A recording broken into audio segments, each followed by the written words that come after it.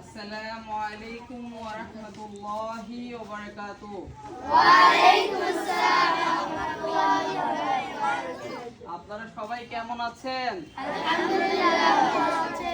আলহামদুলিল্লাহ, আল্লাহর রহমতে আমিও ভালো আছি।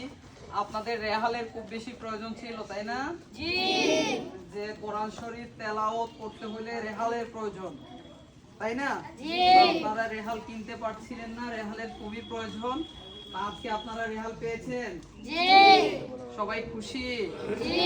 তাইলে জোরে আলহামদুলিল্লাহ বলা লাগবে না? আলহামদুলিল্লাহ।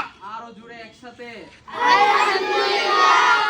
অসংখ্য ধন্যবাদ জানাচ্ছি। আজকের এই রেহাল গালা যিনি স্পন্সর করেছেন বিয়ানীবাজার উপজেলার একজন ব্যবসায়ী ছোট ভাই আশরাফ, তার স্পন্সরে আজকে মাদ্রাসার বাচ্চাদের হাতে এই রেহালগুলো তুলে দিতে পেরে নিজেকে খুবই আনন্দিত মনে হচ্ছে।